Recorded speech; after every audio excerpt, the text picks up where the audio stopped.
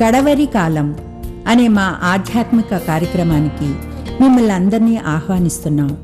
శాశ్వతమైన ప్రేమతో మనల్ని ప్రేమిస్తున్నారు యేసు ప్రభు వారు. మన కొరకు ఆయన సెలవు మీద ప్రాణం పెట్టారు. ఆయన నమ్మిన వారు అందరికీ ఉచితంగా రక్షణ ఇస్తున్నారు. ఆ ప్రేమగల యేసు ప్రభు వారు త్వరలో వస్తున్నారు రెండోసారి లోకానికి.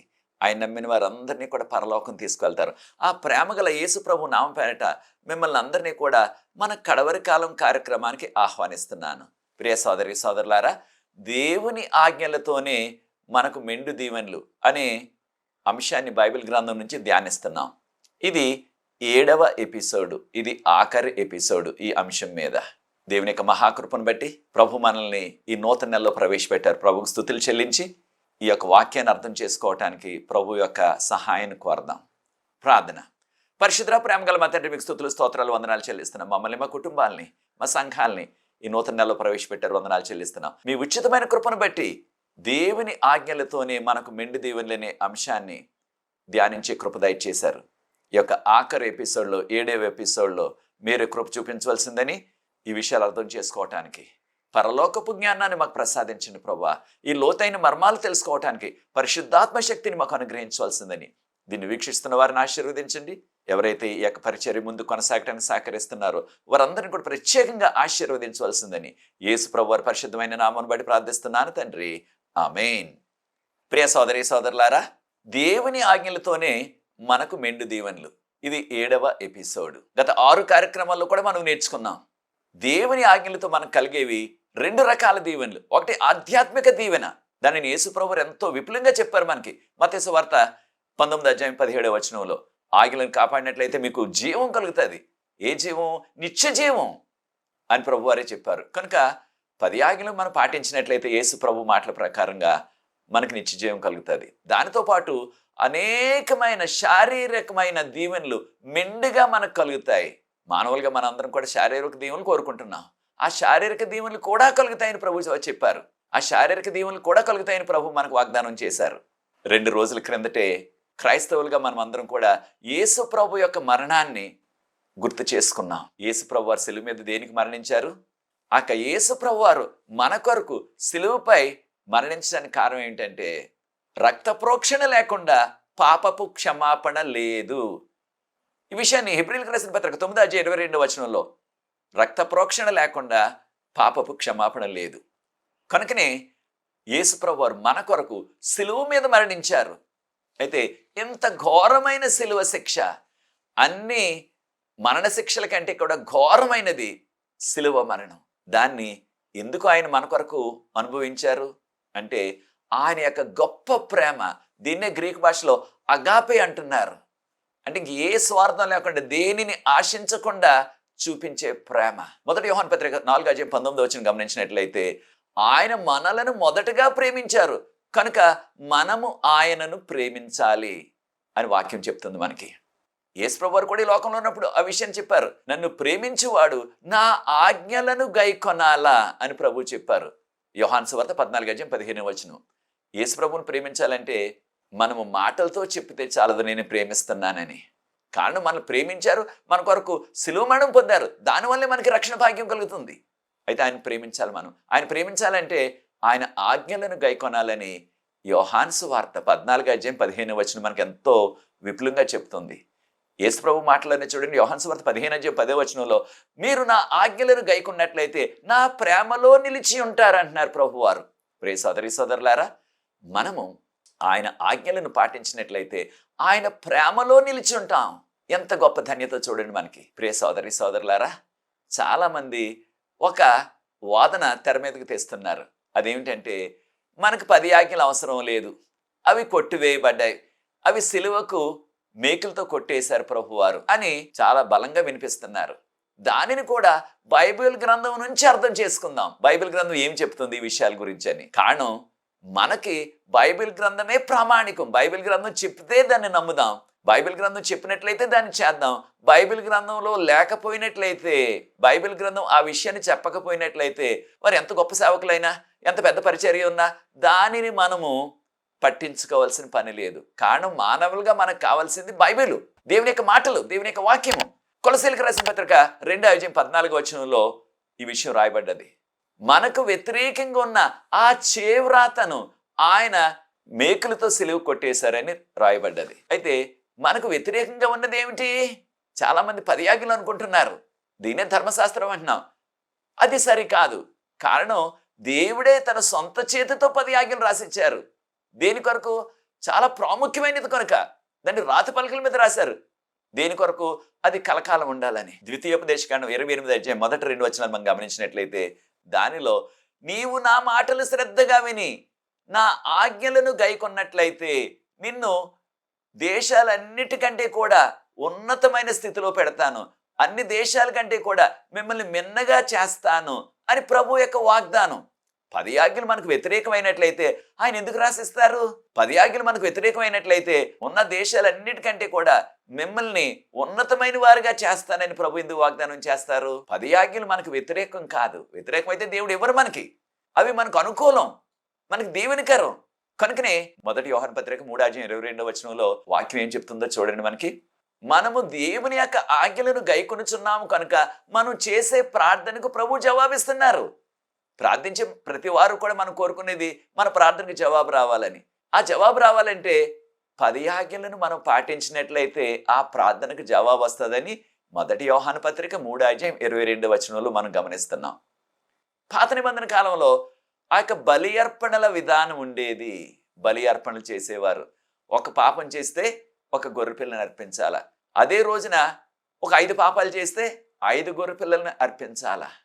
అంటే ఒక పాపానికి ఒక గొర్రె పిల్ల. ఒక వ్యక్తికి ఎన్ని గొర్రెలు ఉన్నా సరే ఒక పాపానికి ఒక గొర్రెని అర్పించేస్తుంటే ఆ వ్యక్తి తన భార్య, తన బిడ్డలు, వారందరి పాపాల కొరకు ఒక్కొక్క పాపానికి ఒక్కొక్క గొర్రె పిల్లని అర్పించేసినట్లయితే కొద్ది కాలంలోనే ఆ గొర్రెల మందంతా కూడా తరిగిపోతుంది. ప్రియ సోదరి సోదరులారా, ఈ యొక్క బలి అర్పణల విధానం చాలా ఖరీదైనది, మనకి భారమైనది. కనుక యేసు ప్రభు వారు ఆయన సిలువలో కొట్టివేసింది ఏమిటంటే ఆ యొక్క బలి అర్పణల విధానం. యేసు ప్రభు వారు సిలువపై మన కొరకు మరణించారు కనుక మనం ఇక ఈ బలి అర్పణలు చేయనవసరం లేదు. ఈ విషయాన్ని మనం నేర్చుకుంటున్నాం. మనకు వ్యతిరేకంగా ఉన్న ఆ బలి అర్పణల విధానం, మనుషులు పెట్టిన అనేకమైన నియమ నిబంధనలు, వాటిని ప్రభువారు తొలగించేశారు. అంతేగాని 10 ఆజ్ఞలు కొట్టివేయలేదు. మనందరికీ తెలిసిన రీతిగా యేసు ప్రభువారు బాప్తిసం తీసుకోవడానికి వస్తుంటే యోర్దాను నదిలోకి బాప్తిసం ఇచ్చే యోహాను గారు యేసు ప్రభుని చూచి ఏమన్నారు? ఇదిగో సమస్త లోక పాపములను మోసుకొని పోవు దేవుని గొర్రెపిల్ల అన్నారు. యోహాను సువార్త 1:29 వచనం. కనుక యేసు ప్రభువారు మనకు బదులుగా సిలువ మీద దేవుని యొక్క గొర్రె పిల్లగా ఆయన మరణించారు. కనుక ప్రియ సోదరి సోదరులారా, హెబ్రీయులకు రాసిన పత్రిక 10:10 వచనం. హెబ్రీయులకు రాసిన పత్రిక 10:10 వచనం మనం గమనించినట్లయితే యేసు ప్రభువారు మన కొరకు ఒకేసారి సిలువ మీద మరణించారు. ఆయన మరణించిన సిలువ త్యాగాన్ని బట్టి మనందరికి కూడా రక్షణ కలుగుచున్నది. ఆయన మరలా మరణించిన అవసరం లేదు. కనుక యేసు ప్రభువారు ఒకేసారి మరణించారు కనుక మనం ఇక ఏ విధమైన బలి అర్పణలు ఇక చేయనవసరం లేదు.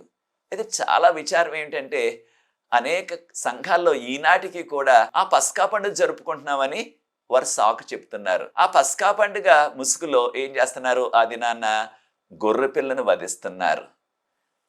ఎవరైనా సరే ప్రశ్నించినట్లయితే గొర్రె పిల్లని ఎందుకు వధిస్తున్నారు అంటే, మేమందరం కూడా సహవాస విందు చేసుకుంటున్నాం పస్కా పండుగ కనుక. దాన్ని కొన్ని చోట్ల ప్రేమ విందు అంటున్నారు. గొర్రెని ఎందుకు కోసుకోవాలి, మేకని ఎందుకు కోసుకోకూడదు? ఆ సహవాస విందుకి లేదా ఆ ప్రేమ విందుకి అని ఎవరైనా ప్రశ్నించినట్లయితే ఆ గొర్రె చవకగా ఉంది కనుకనే గొర్రెని కోస్తున్నామని కుంటి సాకు చెప్తున్నారు. ప్రియ సోదరి సోదరులారా, ఈ యొక్క పండగ ముసుగులో ఇంకా చాలా మంది క్రైస్తవులు ఆ పస్కా పండుగ రోజున గొర్రెని వధిస్తున్నారు.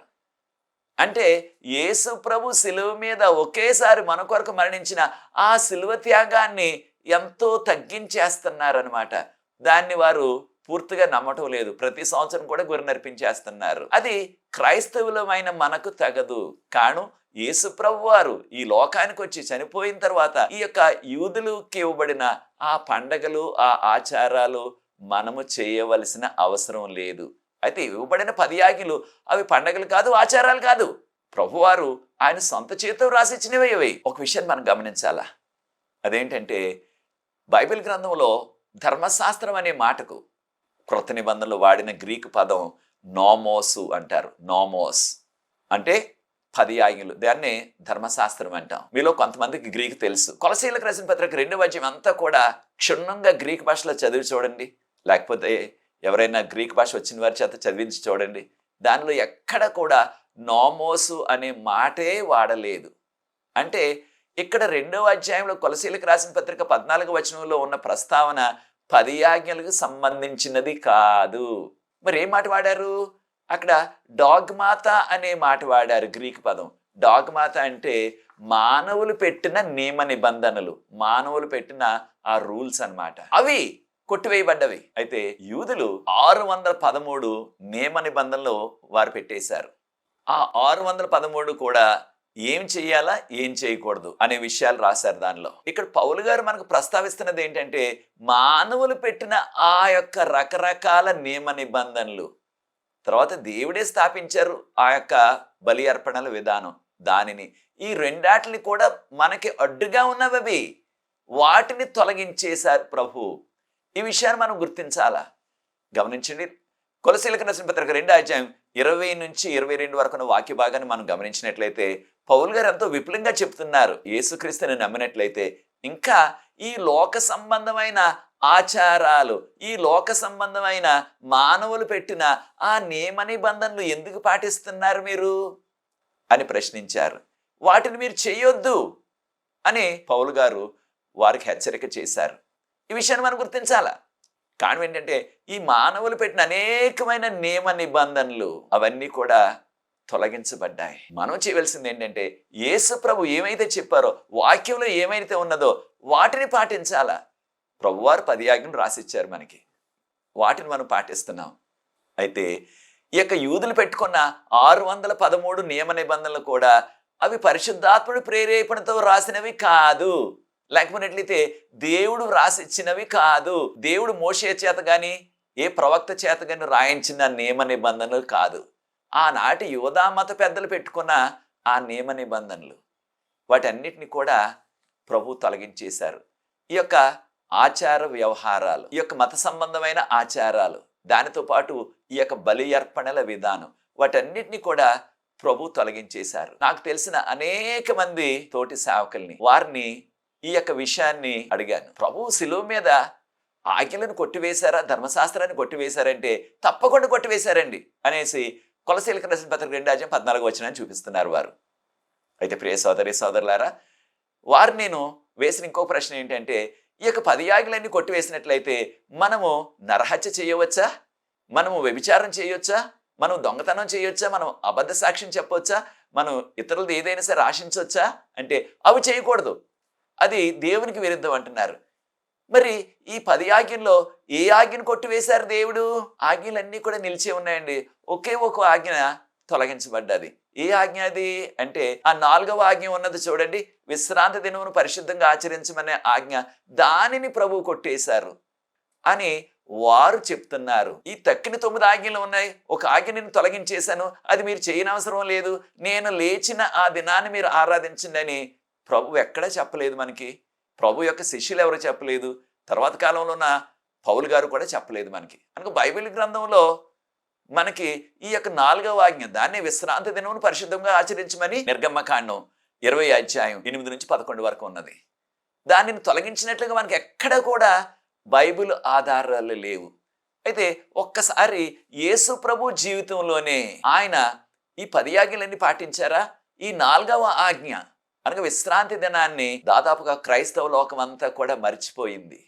ఆ యొక్క విశ్రాంతి దినాన్ని యేసు ప్రభు వారు ఏం చేశారు అనే విషయాలు గమనించినట్లయితే లోకాసు వార్త 4వ అధ్యాయం 16వ వచనంలో ఎంతో విపులంగా ఉన్నది. ఆయన వాడుక చొప్పున ప్రతి విశ్రాంతి దినాన, దాన్నే కొన్ని సందర్భాల్లో సబ్బాత్ అని తర్జుమా చేశారు, ఇంగ్లీష్లో సాబత్ అంటున్నారు. ఆయన ప్రతి విశ్రాంతి దినాన వాడుక చొప్పున, వాడుక చొప్పున అంటే ప్రతిసారి కూడా క్రమంగా చేసేదాన్ని వాడుక చొప్పున అంటాం మనం. అప్పుడప్పుడు వెళ్ళినది అయితే వాడుక చొప్పున అనం. ఆయన వాడుక చొప్పున అనగా ప్రతి వారం కూడా ఆ సమాజ మందిరం అంటే ప్రార్థనా మందిరం అన్నమాట, దాన్ని ఇంగ్లీష్లో సెనగోగ్ అంటారు, అక్కడికి వెళ్ళి ఆరాధించారు. అక్కడ ఆయన చేతికి యెషయా గ్రంథం ఇవ్వబడ్డది. దాన్ని తెరిచి ఆ చివరి భాగంలో ఉన్న యెషయా గ్రంథం 61వ అధ్యాయం మొదటి 10 వచనాలను చదివి నేనే ఆ యొక్క మెస్సయ్యాను అని తన్ను తాను మెస్సియగా ప్రకటించుకున్నారు ఆ నజరేతులో. ఏ దినాన్న? విశ్రాంతి దినాన. అంటే విశ్రాంతి దినాన్ని ఆయన కొట్టివేయలేదు. మనం గమనించాం కూడా. మత్తయి సువార్త 5వ అధ్యాయం 17, 18, 19 వచ్చిన గమనించినట్లయితే, నేను ధర్మశాస్త్రాన్ని కొట్టివేయటానికి రావట్లేదు, నేను ధర్మశాస్త్రాన్ని నెరవేర్చడానికి వచ్చానన్నారు ప్రభువారు. అయితే యేసు ప్రభువారు వెళ్ళిపోయిన తర్వాత, యేసు ప్రభువారు మరణించి తిరిగి లేచి 40 దినాలు అనేక మందికి ప్రత్యక్షమయ్యి పరలోకం వెళ్ళిపోయారు. తర్వాత ప్రభు పరలోకం వెళ్ళిపోయిన దాదాపు 20 సంవత్సరాల తర్వాత యాకోబు గారు ఆ యెరూషలేము సదస్సులో ప్రసంగిస్తూ 49వ సంవత్సరంలో ఏమన్నారు చూడండి. అపోస్తల కార్యాలు 15 అధ్యాయం 21వ వచనంలో, మోషే గారి ద్వారా ప్రభువు రాయించిన రచనలు మనం ప్రతి విశ్రాంతి దినాన సమాజ మందిరంలో, అంటే ప్రార్థన మందిరంలో చదువుతున్నాం కదా, దానిని మీరు కొనసాగించండి అన్నారు ఆయన. కానీ యేసు ప్రభు లేచారు. మనకి ఇక విశ్రాంతి దినం క్రైస్తవులకు అవసరం లేదు, అది యూదులకే. మనం యేసు ప్రభు లేచిన దినాన్ని ఆరాధిద్దాం, ఆ దినాన్నే వాక్యాలు చదువుదాం అని చెప్పలేదు ఆయన. ఈ విషయాన్ని గమనించాల. యేసు ప్రభు వెళ్ళిపోయిన 20 సంవత్సరాలకి, యేసు ప్రభు చనిపోయి మరి తిరిగి లేచి పరలోకం వెళ్ళిన 20 సంవత్సరాల తర్వాత సంఘటన. యేసు ప్రభు చనిపోయి మరలా లేచి 40 దినాలు అనేక మంది ప్రత్యక్షం అయ్యి పరలోకం వెళ్ళిపోయిన తర్వాత జరిగిన సంఘటన ఇది. అయితే చాలా మంది అనేది ఏంటంటే, పౌలు గారు ఆయన యొక్క పరిచర్యలో ఈ యొక్క యేసు ప్రభు లేచిన దినాన్ని ఆరాధన దినంగా ప్రవేశపెట్టారని చాలా మంది అంటున్నారు, నమ్ముతున్నారు. అయితే దానిని కూడా బైబిల్ గ్రంథం నుంచే మనం పరిశీలిద్దాం. పౌలు గారి జీవితంలో ఆయన వారంలో ఏ దినాన్ని విశ్రాంతి దినంగా ఆచరించారు, ఏ దినాన్ని వారంలో ఒకసారి ఆరాధన దినంగా ఆచరించారు. కారణం, ఎక్కువ మందికి ఉన్న అపోహ ఏమిటంటే 10 ఆజ్ఞలు అలాగే ఉన్నాయి, కానీ దానిలో 4వ ఆజ్ఞ తొలగించబడ్డది. దానికి బదులుగా యేసు ప్రభువు లేచిన దినాన్ని ఆరాధించాలని అంటున్నారు. అది వాక్యంలో ఎక్కడా కూడా చెప్పబడలేదు, ఇది మానవులు చెప్తున్నారు అంతే, వాళ్ళ యొక్క ఊహ, వాళ్ళ యొక్క ఉద్దేశం. అపోస్తల కార్యాలు గమనించండి, పౌలు గారు ఏం చేశారు. అపోస్తల కార్యాలు 13వ అధ్యాయం 42 నుంచి 44 వరకు ఉన్న వాక్య భాగాన్ని ఒక్కసారి మనం పరిశీలించినట్లయితే, పౌలు గారు అంతియోక అనే పట్టణానికి వచ్చారు. ఇంగ్లీష్లో యాంటియోక్ అంటున్నాం. అక్కడికి వచ్చిన తర్వాత ఆయన విశ్రాంతి దినాన వాక్యం బోధించారు. ఆ వాక్యం వినటానికి యూదులు వచ్చారు. ఇది సమాజ మందిరం, సినగోగు, యూదుల యొక్క ప్రార్థనా మందిరం. అక్కడికి అన్యులు వచ్చారు, యూదులు కూడా వచ్చారు. ఆ యొక్క మీటింగ్ అయిపోయిన తర్వాత, ఆ ఆరాధన అయిపోయిన తర్వాత పౌలు గారు వెళ్ళిపోతుంటే అన్యులందరూ కూడా ఆయనని ఆపి, అయ్యా మాకు చాలా నచ్చింది ఈ యొక్క వర్తమానం, వచ్చే వారం కూడా, వచ్చే విశ్రాంతి దినాన్ని కూడా ఇదే చెప్పండి మాకు అని కోరారు. అప్పుడు పౌలు గారు అనాలి కదా, ఇది యూదులకు మాత్రమే ఈ విశ్రాంతి దినం, క్రైస్తవులుగా యేసుప్రభు లేచిన దినాన్ని మనం ఆరాధించాలి, కనుక నేను రేపు వస్తాను, లేకపోతే వచ్చే ఆదివారం వస్తాను, అప్పుడు మీకు బోధిస్తాను అనలేదు. ఆయన మరుసటి వారం విశ్రాంతి దినాన్నే ప్రార్థనా మందిరానికి వచ్చారు. అక్కడికి దాదాపుగా పట్టణం అంతా కూడా వచ్చి పౌలు గారు వాక్యం విన్నట్లుగా అపోస్తల కార్యాలు 13వ అధ్యాయం 42 నుంచి 44 వరకు వాక్య భాగాన్ని గమనిస్తున్నాం. మరొక సంఘటన పౌలు గారి జీవితంలో, పౌలు గారు శీల గారు కలిసి వారు ఫిలిప్పి అనే పట్టణానికి వచ్చారు. ఇది కూడా అన్యుల పట్టణమే కదా, గ్రీక్ దేశంలో ఉన్న ఫిలిప్పి పట్టణం. అపోస్తల కార్యాలు 16వ అధ్యాయం 13వ వచనం. అక్కడ ప్రార్థించుకునే వారికి మందిరం లేదు కనుక ఆ నది ఒడ్డునే ఏ దినాన, విశ్రాంతి దినాన ఆయన వాక్యం ప్రకటించారు. అంటే విశ్రాంతి దినాన ఆరాధించారు. మనం ఎక్కడ ఆరాధించినప్పటికీ, అది చెట్టు క్రిందైనా, చిన్న పూర్పాకలనైనా, ఎక్కడ 2-3 కూడి ఉంటే అక్కడ దేవుని సన్నిధి ఉంటుందని మనకు వాగ్దానం ఉన్నది. కనుక పౌలు గారు ఆరాధించారు అక్కడే ఆ లూదియా ప్రభువుని నమ్ముకున్నది ఆ నది ఒడ్డునే. ఏ దినాన, విశ్రాంతి దినాన. విశ్రాంతి దినం అంటే వారంలో 7వ రోజు, దాన్ని మన భాషలో శనివారం అంటున్నాం. పౌలు గారు ఆయన యొక్క పరిచర్యలో అక్కడి నుంచి ఆయన తెస్సలోనిక పట్టణానికి వచ్చారు. తెస్సలోనిక పట్టణానికి వెళ్ళారు. మనకి బైబిల్ గ్రంథంలో 1 తెస్సలోనీలకు 2వ తెస్సలోనీలకు 2 పత్రికలు ఉన్నాయి. ఆ తెస్సలోనీలకు పట్టణానికి వెళ్ళారు. అక్కడ కూడా పౌలు గారు ఏం చేశారో చూడండి. అపోస్తల కార్యాలు 17వ అధ్యాయం మొదటి 3 వచనాలు గమనించినట్లయితే, పౌలు గారు 3 విశ్రాంతి దినాలు వారితో యేసు ప్రభువే మెస్సయ్య, యేసు ప్రభువే ప్రవచనాలకి అన్నిటికీ నెరవేర్పు అని వారికి వాక్యం బోధించారు. ఏ దినాన, విశ్రాంతి దినాన. అయితే చాలామంది అపోహపడేది ఏంటంటే, ఇది యూదులకు మాత్రమే అనుకుంటున్నారు. కానే కాదు. ఎప్పుడు జరిగినాయి ఇవి సంఘటనలు? పౌలు గారు ఆయన యొక్క సువార్త ప్రారంభించింది. యేసు ప్రభు చనిపోయి తిరిగి లేచి ఆయన పరలోకం వెళ్ళిపోయింది 25 సంవత్సరాల తర్వాత జరిగిన సంఘటనలు. 25 సంవత్సరాల తర్వాత యేసు ప్రభు వారు చనిపోయి తిరిగి లేచి పరలోకం వెళ్ళిపోయిన తర్వాత జరిగిన సంఘటనలు ఇవి. అప్పుడు కూడా విశ్వాసులందరూ కూడా ఇంకా ఆ విశ్రాంతి దినాన్నే ఆచరిస్తూ ఉన్నారు. ఆదిమ సంఘంలో క్రైస్తవులు యూదులు కలిసి ఒకే చోట ఆరాధించేవారు. దాన్నే సమాజ మందిరం అంటున్నాం, ఇంగ్లీష్లో సెనగోగ్ అంటున్నాం. కనుక వారు దేవుని యొక్క వాక్య ప్రకారంగా ఉన్న ఆ యొక్క విశ్రాంతి దినం 4వ ఆజ్ఞని వారు పాటించారు.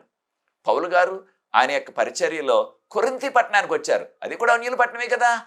అపోస్తలుల కార్యాలు 18వ అధ్యాయం మొదటి 10 వచనాలు ప్రార్థన పూర్వకంగా చదవండి. ముఖ్యంగా 4వ వచనం గమనించినట్లయితే పౌలు గారు ప్రతి విశ్రాంతి దినాన కొరింథీ సంఘంలో ఆయన సంవత్సరంన్నర అంటే 1 సంవత్సరం 6 నెలల పాటు అక్కడే ఉండి ఆరాధన జరిపించి, ప్రతి విశ్రాంతి దినాన్ని ఆరాధన జరిపించి వాక్యం చెప్పి అనేక మంది ప్రభువుని నమ్ముకున్నారు. పెద్ద సంఘం స్థాపించబడ్డది ఈ యొక్క కొరింథీ పట్టణంలో. వారందరూ కూడా దేవుని ఆరాధించారు. ఎప్పుడు పౌలు గారు ఆరాధించారు? విశ్రాంతి దినాన.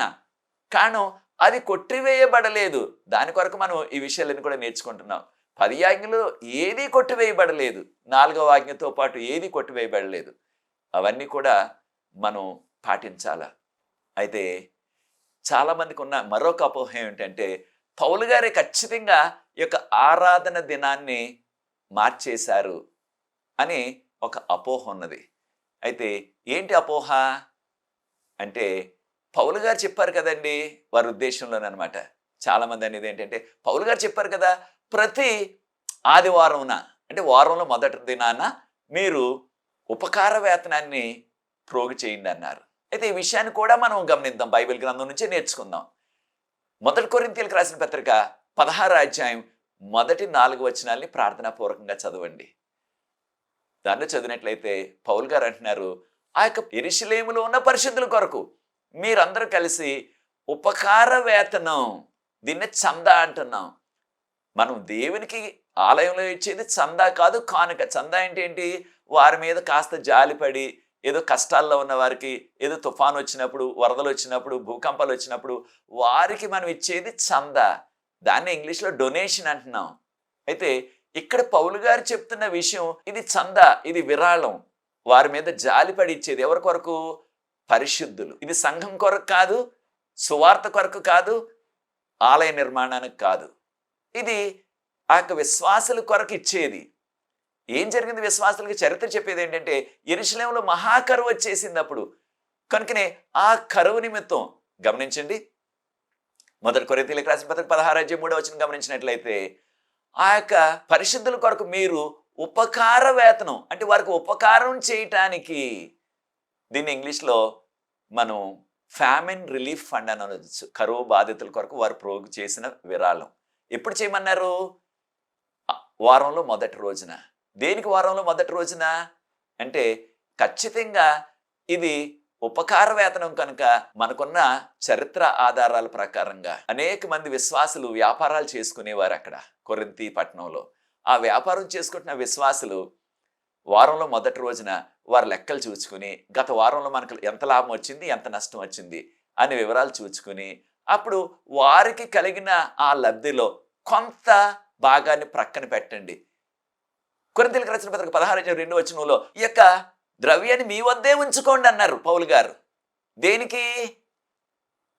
ఒకవేళ సంఘంగా వెళ్ళినట్లయితే, అది సంఘంగా వారు ఆరాధిస్తున్నట్లయితే, సంఘంగా వారు అందరూ తీసుకొచ్చి ఆ యొక్క కానుకలు పట్టే ఆ ప్లేట్లోనో ఆ సంచిలోనో ఆ యొక్క పెట్టెలోనో వేయాల. మనం అందరూ అదే చేస్తున్నాం కదా ఆరాధనకు వెళ్ళినప్పుడు. మరి మీ దగ్గరే వ్యక్తిగతంగా ఎందుకు పెట్టుకోమన్నారు అంటే కొంతమంది వాదించేది ఏంటంటే అప్పుడు సంఘం లేదండి, ఎవరికారు వ్యక్తిగతంగా వారి ఇంటి దగ్గర ఆరాధన చేసుకునేవారు కనుకనే వారి ఇంటి దగ్గరే పెట్టుకున్నారు అంటున్నారు. అది సరికాదు. కారణం మొదటి కొరింథీయులకు రాసిన పత్రిక 11వ అధ్యాయం 18వ వచనం గమనించినట్లయితే మీరు సంఘముగా కూడి వచ్చినప్పుడు అంటే ఖచ్చితంగా సంఘం ఉన్నది అక్కడ. వారు సంఘంగా కూడి వస్తున్నారు. అనేకమైన ఇబ్బందులు వచ్చేసే సంఘంగా కూడి వచ్చినప్పుడు వారికి. ఆ విషయాన్ని కూడా ప్రస్తావించారు. కనుక సంఘం ఉన్నది అక్కడ. కానీ మరి వ్యక్తిగతంగా దగ్గర ఎందుకు పెట్టుకోమన్నారు దీన్ని? ఇది కానుక కాదు, దశంభాగం కాదు. ఇది ఆ పరిశుద్ధుల కొరకు వారు ప్రోగేస్తున్న కరువు బాధితుల కొరకు ఇస్తున్న విరాళం. ఉపకార వేతనం కనుకనే వారి దగ్గర పెట్టుకోమన్నారు. ఈ విషయాన్ని మనం గమనించాలి. 1 కొరింథీయులకు రాసిన పత్రిక 16:3 గమనించినట్లయితే, మీరు ఎవరికైతే మీరు ఉత్తరం ఇస్తారో లేకపోతే ఒక లేఖ ఇస్తారో దానిని ఆ వ్యక్తుల చేత పంపిద్దాం, ఆ డబ్బుని వాళ్ళే వెళ్ళి ఆ కరువు బాధితులకు ఇచ్చేసి వస్తారు యెరూషలేములో అని చెప్పారు. కనుక కరువు బాధితుల కొరకు వారు ప్రోగు చేసిన విరాళం ఇది, కానుక కాదు, దశంభాగం కాదు. చివరిగా కొంతమంది అపోహ ఏమిటంటే, పౌలు గారు వారంలో మొదటి రోజున, దాన్ని ఆదివారం అంటున్నాం మన భాషలో, ఆయన ప్రభు సంస్కారం ఇచ్చారు కదండి అంటున్నారు. ఆయన రొట్టె విరిచారు కదండి అంటున్నారు. రొట్టె విరచడాన్ని ఏమంటాం మనం? ప్రభు సంస్కారం అంటున్నాం. కొన్ని చోట్ల చాలా విచారం ఏంటంటే బల్లారాధన అంటున్నారు. మనం ఆరాధించేది బల్లనా? కానే కాదు, ప్రభుని ఆరాధిస్తున్నాం. మరి బల్లారాధన ఎందుకు అంటున్నాం మనం? ప్రభు సంస్కారం అంటే చాలా సంస్కారంగా ఉంటుంది, చాలా బాగుంటుంది. అయితే పౌలు గారు ఇక్కడ ట్రోయ అనే పట్టణానికి వచ్చారు. అపోస్తలుల కార్యాలు 20:6-7 అక్కడ 7 రోజులు ఉన్నారు. మరుసటి రోజున వెళ్ళిపోతున్నారు. వెళ్ళిపోతుంటే ఆయన చెప్పారు, ఇదే ఆఖరిసారి, మరలా నేను రాలేను ఇక్కడికి అన్నారు. కనుక పౌలు గారు వెళ్ళిపోతున్నారు కనుక ఆయనకు వీడుకోలు ఇవ్వటానికి పెట్టిన సభ ఇది. దానిలో వారు సహవాస విందు పెట్టుకున్నారు, ప్రేమ విందు పెట్టుకున్నారు పౌలు గారితో ఆఖరిసారి. ఇది ప్రభు సంస్కారం కాదు. ప్రభు సంస్కారంలో ఏమి ఇచ్చారు ప్రభు వారు? మత్తయి సువార్త 26:26-28 ఉన్నట్లయితే, రొట్టె ద్రాక్షారసం, రొట్టె ఆయన యొక్క శరీరానికి సాదృశ్యం, ద్రాక్షారసం అయిన కాచిన రక్తానికి సాదృశ్యం అని ప్రభువారే చెప్పారు. ఇక్కడ అపోస్తల కార్యాలు 20 అంతా కూడా ప్రార్థనాపూర్వకంగా మీరు చదివి చూడండి. ఎన్నిసార్లు చదివినప్పటికీ ద్రాక్షారసం అనే మాటే లేదు అక్కడ. మరి ద్రాక్షారసం లేకుండా అది ప్రభు సంస్కారం అవుతుందా? కానే కాదు. ఇది రొట్టె విరచడం అంతే. కాన్వారు తినేది రొట్టె కనుక రొట్టె విరచడం అంటే సహవాస విందు, ప్రేమ విందు. అంతేగాని ద్రాక్షారసం లేదు కనుక ఇది ప్రభు సంస్కారం అని ఎప్పుడు కూడా తలంచొద్దు మనం. కనుక ప్రియ సోదరి సోదరులారా, పౌలు గారు వెళ్ళిపోతున్నారు కనుక మరుసటి రోజున వారు ఆఖరి సభ, వీడుకోలు సభ పెట్టుకున్న ప్రేమ విందు, సహవాస విందు. కనుకనే ద్రాక్షారసం అనే ప్రస్తావనే లేదు. కనుక పౌలు గారు స్థాపించలేదు. పౌలు గారి జీవితం అంతా కూడా 10 ఆజ్ఞలన్నీ పాటించారు. దానిలో విశ్రాంతి దినం 4వ ఆజ్ఞ ప్రకారంగా శనివారం పాటించారు. ఎంతకాలం ఉంటుంది ఈ యొక్క విశ్రాంతి దినం అని ఒకసారి మనం ప్రశ్నించినట్లయితే దీనికి జవాబు మనకి యెషయా గ్రంథం 66:22-23 పరలోకంలో కూడా విశ్రాంతి దినం కొనసాగుతుంది, మనం ప్రభుని ఆరాధిస్తాం అని చెప్పబడ్డది. యెషయా 66:22-23 అనగా పరలోకంలో కూడా కొనసాగుతుంది, భూమి మీదే కాదు. కనుక ప్రియ సోదరి సోదరులారా, 10 ఆజ్ఞలన్నీ కూడా ఏ ఆజ్ఞ కూడా మనం విడిచిపెట్టేయద్దు. కానీ ఒక ఆజ్ఞను మీరినట్లయితే ఆజ్ఞలన్నీ కూడా మీరినట్లే. యోకో పత్రిక 2:10-11 మనకు చెప్పబడ్డాయి. కనుక 10 ఆజ్ఞలు పాటించి ఆధ్యాత్మిక శారీరక దీవెనలు పొంది ప్రభు త్వరగా వస్తున్నారు, ఆయన రాజ్యంలో ప్రవేశిద్దాం. అది నీ నిర్ణయం అయితే నాతో ఏకీభవించండి. ప్రార్థించి వర్తమానాన్ని ముగిస్తాను, 7వ వర్తమానాన్ని. ఇదే ఆఖరి వర్తమానం ఈ అంశం మీద. పరిశుద్ధ ప్రేమ గల మా తండ్రి, మమ్మల్ని మీరు ప్రేమించి ఇచ్చిన 10 ఆజ్ఞలకే స్తోత్రాలు చెల్లిస్తున్నాం. వాటిని పాటిస్తూ ఆధ్యాత్మిక శారీరక మేలు పొందే కృప మాకు అందరికీ అనుగ్రహించమని కడవరకాల చివరి దినాల్లో ఏ ఆజ్ఞను విడిచిపెట్టేయకుండా అన్ని ఆజ్ఞలు కూడా పాటిస్తూ మీకు యోగ్యమైన కుమారులుగా, కుమార్తెలుగా పరిశుద్ధమైన జీవితాన్ని జీవించే కృప దయచేయవలసిందని వాక్యాన్ని వీక్షిస్తున్న ప్రతి వారిని దీవించండి.